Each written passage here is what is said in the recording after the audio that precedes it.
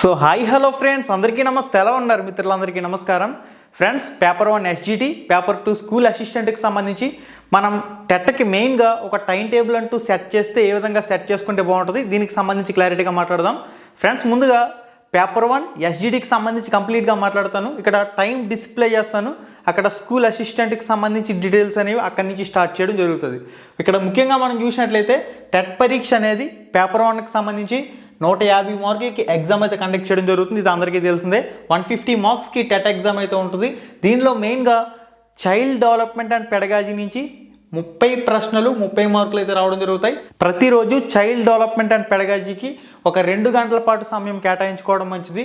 Next మనకి తెలుగు సబ్జెక్టుకి సంబంధించి ప్రతిరోజు ఒక 2 గంటల సమయం కేటాయించుకోవడం మంచిది. ఇక్కడ మళ్ళీ మనకి తెలుగులో తెలుగు కంటెంట్, తెలుగు మెథడాలజీ 2 కింద డివైడ్ అవుతుంది. తెలుగు కంటెంట్ అంటే 3వ తరగతి నుంచి మెయిన్గా 8వ తరగతి వరకు మనకి ఏవైతే తెలుగు పాఠ్య పుస్తకాలు ఉంటాయో అవన్నీ కూడా చదువుకోవాలి. దాంతోపాటుగా 9th క్లాస్ 10th క్లాస్లో ఉన్న ఏవైతే లింకేజీ టాపిక్స్ ఉన్నాయో వాటిని ఖచ్చితంగా 9th 10th లెవెల్లో కూడా చదువుకోవాలి. కంటెంట్కి సంబంధించి తెలుగు నుంచి 24 ప్రశ్నలు 24 మార్కులు అయితే రావడం జరుగుతాయి. తెలుగుకి ప్రతిరోజు ఒక 2 గంటల సమయం కేటాయించుకోవడం మంచిది. సేమ్ మనకి ఇంగ్లీష్ సబ్జెక్టుకి సంబంధించి కూడా కంటెంట్ నుంచి 24 ప్రశ్నలు 24 మార్కులు. ఇది కూడా సేమ్ 3వ తరగతి నుంచి 10వ తరగతి లెవెల్ వరకు ఉన్న టెక్స్ట్ బుక్లన్నీ కూడా చదువుకోవాలి. ప్రతిరోజు ఒక 2 గంటల సమయం ఇంగ్లీష్కి, గణితం మ్యాథమెటిక్స్కి సంబంధించి ప్రతిరోజు ఒక 2 గంటల సమయం. ఇక మనకి EVS environment studies, science, social మనం 1 to 5th క్లాస్ వరకు ఈవీఎస్ అని చెప్పేసి పిలుస్తాం. మళ్ళీ 6th నుంచి 10th వరకు సైన్స్ అండ్ సోషల్ కింద డివైడ్ అవుతుంది కదా. ఇక్కడ సైన్స్కి సంబంధించి 12 మార్కులు రావడం జరుగుతాయి, సోషల్కి సంబంధించి 12 మార్కులు రావడం జరుగుతాయి. కాబట్టి సైన్స్, సోషల్ ఈ సబ్జెక్టులు అనేవి కవర్ చేసుకునే విధంగా ప్రతిరోజు ఒక 2 నుంచి 3 గంటల సమయం ఈ సబ్జెక్టులకి కేటాయించుకోవడం మంచిది. ఇక్కడ మనకి ఈవీఎస్ అనే కేటగిరీకి సంబంధించినవి కాబట్టి ఇక్కడ కూడా ప్రతిరోజు ఒక 2 నుంచి 3 గంటల సమయం కేటాయించుకోవడం మంచిది. ఇక మనకి తెలుగు మెథడాలజీకి సంబంధించి తెలుగు మెథడాలజీ మనకి ఏదైతే ఉంటుందో దీనికి సంబంధించి 6 మార్కులు అయితే రావడం జరుగుతాయి. కాబట్టి ప్రతిరోజు ఒక గంట సమయం. ఇక ఇంగ్లీష్ మెథడాలజీకి సంబంధించి కూడా ప్రతిరోజు ఒక గంట సమయం. ఇక ట్రై మెథడ్స్ అంటే మనకి సైన్స్కి సంబంధించి, సోషల్కి సంబంధించి, గణితానికి సంబంధించి ఏదైతే మెథడాలజీ లేదా పెడగాజీ లేదా బోధనా పద్ధతులు ఉన్నాయో వాటినే ట్రై మెథడ్స్ అంటాం. కాబట్టి ఈ ట్రై మెథడ్స్కి సంబంధించి 12 మార్కులు 12 ప్రశ్నలు అయితే రావడం జరుగుతాయి. కనుక ప్రతిరోజు ఒక 2 నుంచి 3 గంటల పాటు ఈ ట్రై మెథడ్ సబ్జెక్ట్కి కేటాయించుకుంటే ఈ విధంగా ఒక టైం టేబుల్ అంటూ సెట్ చేసుకుంటే ఈ విధంగా సెట్ చేసుకుంటే బాగుంటుంది. ఇక్కడ టైమింగ్స్ అనేవి మీ ఇష్ట ప్రకారం మీరు వేసుకోవచ్చు.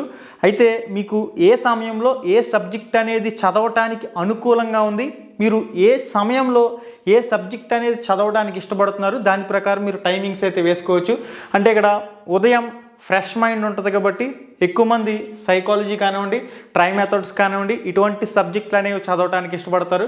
నెక్స్ట్ మనకి ఏదైతే మధ్యాహ్న సమయం ఉంటుందో ఈ మధ్యాహ్న సమయంలో ఈజీ సబ్జెక్ట్ అనేది పెట్టుకోండి. అంటే తెలుగు సబ్జెక్ట్ అనేది మీరు చదువుకోవడానికి అనుకూలంగా ఉంటే తెలుగు సబ్జెక్ట్ అనేది సెట్ చేసుకోవచ్చు. ఈ విధంగా మీకు ఏ సమయం అనేది అనుకూలంగా ఉంది చూసుకుని దాని ప్రకారం మీరు టైమింగ్స్ అయితే సెట్ చేసుకుంటే బాగుంటుంది. ఓకే గైస్, ఓవరాల్గా పేపర్ 1కి సంబంధించి, ఎస్జిడికి సంబంధించి, మెయిన్గా టెట్కి సంబంధించి ఇది మనకి స్ట్రక్చర్ ఈ విధంగా ఉంటుంది గైస్. ఇక మెయిన్గా సిలబస్కి సంబంధించి కూడా ప్రభుత్వం నుంచి తొలుత క్లారిటీ లేకుండా వచ్చినప్పటికీ మళ్ళీ పీడిఎఫ్ అనేది అప్డేట్ చేశారు కాబట్టి సిలబస్పై పూర్తి క్లారిటీ వచ్చింది. ఇక్కడ 1 to 9th class new syllabus. 1 to 9th class new syllabus అంటే ఏం లేదు, ఆల్రెడీ మనకి 1వ తరగతి నుంచి 6వ తరగతి వరకు ఎప్పుడో 2022 టెట్కి ఇచ్చారు కాబట్టి ప్రాబ్లం ఏం లేదు. మనకి 2022 నుంచి కూడా 1 to 6th అనేది మారిపోయింది. ఇక 6th class 7th class 8th class 9th క్లాస్కి సంబంధించి మనకి 2022-23 టైంలో ఏవైతే టెక్స్ట్ బుక్లు వచ్చినాయో వాటిని చదువుకోవాల్సి ఉంటుంది. ఓవరాల్గా చూసినట్లయితే 1 to 9th class new syllabus, 10th class old syllabus. అంటే మనకి ఈ 2024 అకాడమిక్ ఇయర్లో మనకి 2024-25 అకాడమిక్ ఇయర్కి సంబంధించి 10th క్లాస్ సిలబస్ అనేది చేంజ్ అయింది. అందువల్ల ఏంటంటే మనకి 2023 టైంలో ఏవైతే 10th క్లాస్కి సంబంధించి టెక్స్ట్ బుక్స్ ఉన్నాయో 2023 టైంలో ఉన్న బుక్స్ ఉన్నాయో అవి చదువుకుంటే సరిపోతుంది. ఇక డిఎడ్ డిప్లొమా ఇన్ ఎలిమెంటరీ ఎడ్యుకేషన్కి సంబంధించి 2016-2019 ఇయర్లో 2016లో ఒకసారి చేంజ్ అయ్యాయి, 2019లో ఒకసారి చేంజ్ అయ్యాయి.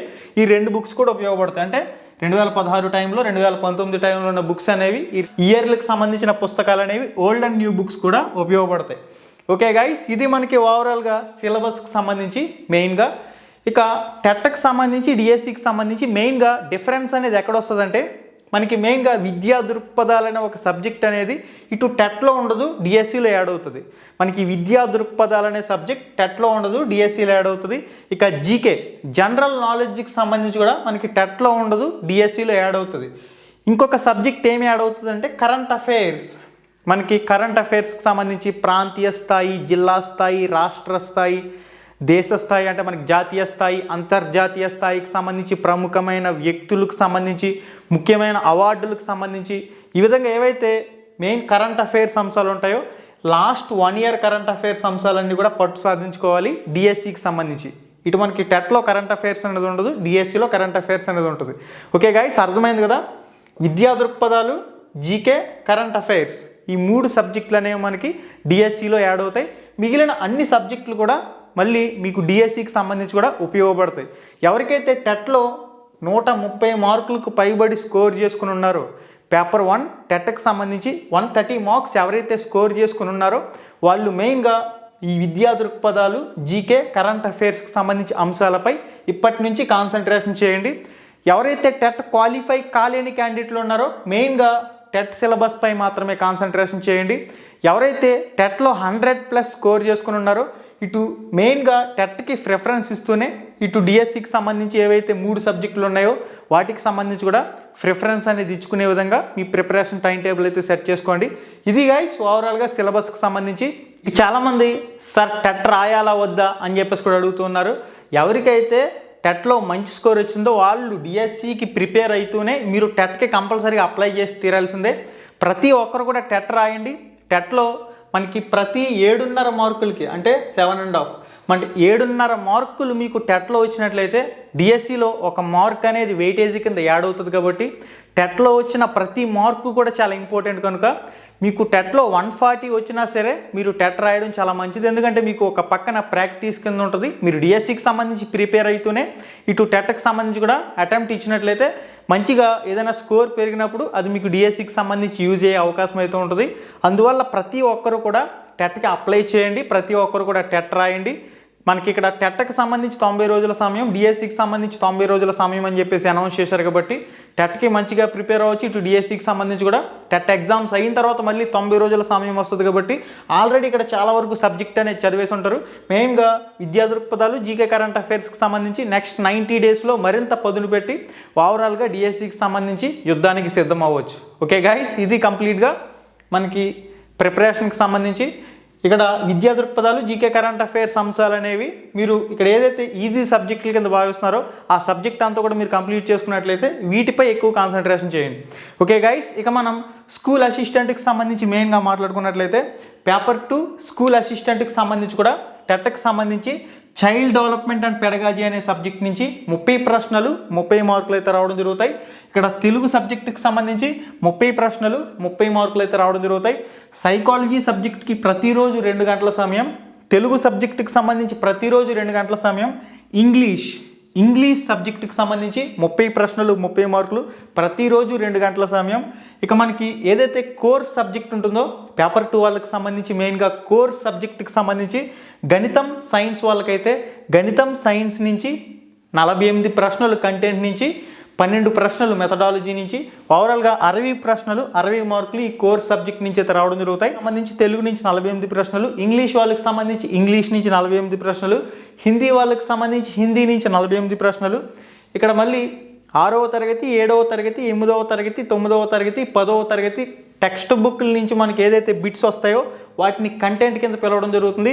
ఈ 12 మార్కులు మెథడాలజీ ఏదైతే ఉంటుందో మెథడాలజీ లేదా పెడగాజీ లేదా బోధనా పద్ధతులు BEd bachelor of education course చేసేటప్పుడు మీరు చదువు ఉంటారు కదా, గణితానికి సంబంధించి, సైన్స్కి సంబంధించి మెథడాలజీ టెక్స్ట్ బుక్స్ అనేవి, వీటికి సంబంధించి మీరు కోర్స్ చేసేటప్పుడు మెథడాలజీ బుక్స్ చదివితే అకాడమీ టెక్స్ట్ బుక్లు అనేవి అవి చదివితే సరిపోతుంది.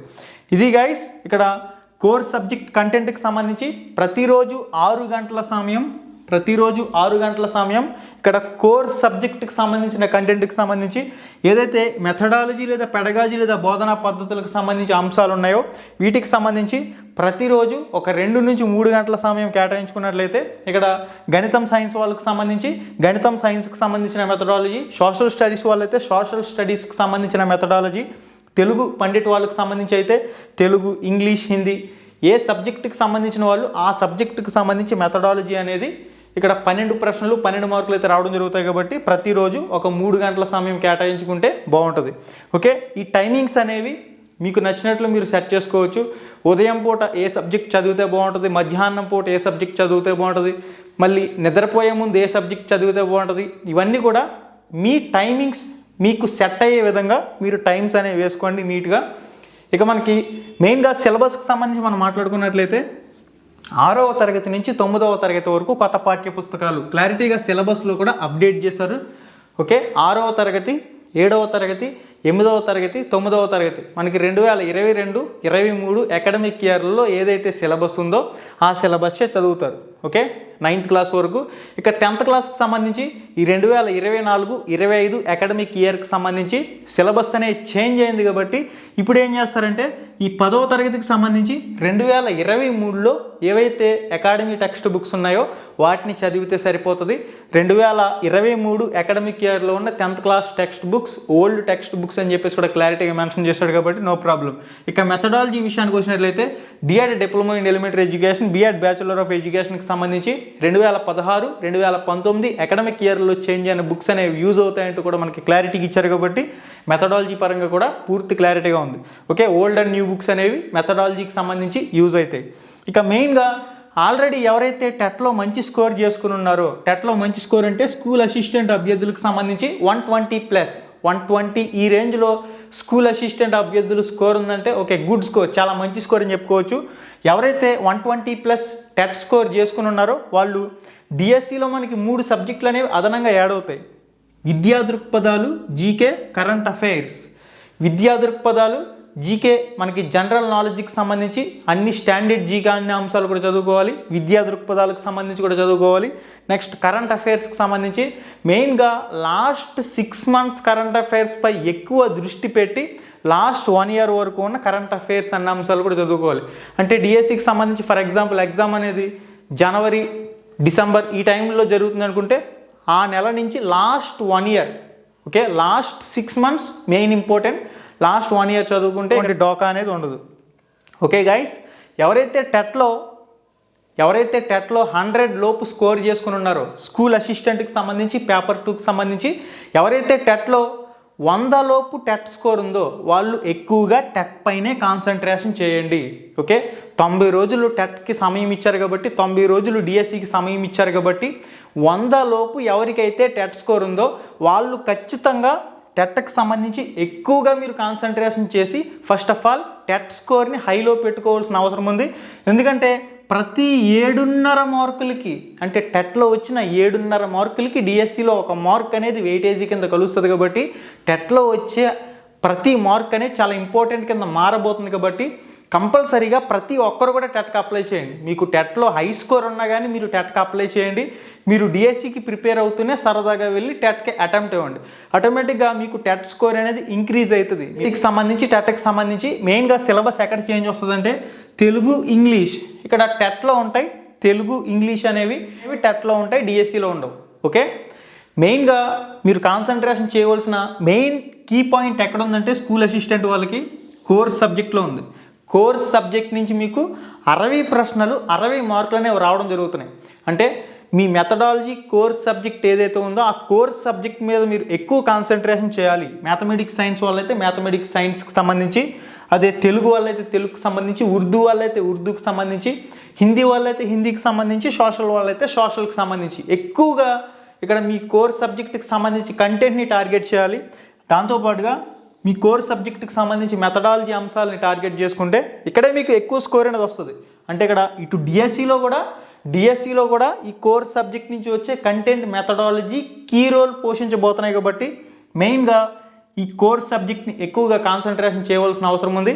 ఈ సైకాలజీ అనేది మనకి డిఎస్సిలో కూడా ఉంటుంది. సైకాలజీ అనేది క్లాస్ రూమ్ సైకాలజీ కింద మారుతుంది. చైల్డ్ డెవలప్మెంట్ అండ్ పెడగాజీ అని చెప్పేసి పిలుస్తాం. బీఎస్సీకి వచ్చేసరికి క్లాస్ రూమ్ సైకాలజీ కింద పిలవడం జరుగుతుంది. ఓకే గైస్, ఇది ఓవరాల్గా స్కూల్ అసిస్టెంట్ అభ్యర్థులకు సంబంధించి మెయిన్గా ఒక టైం టేబుల్ అంటూ వేసుకుంటే ఏ విధంగా అవగాహన కోసం ఈ వీడియో అయితే చేయడం జరిగింది.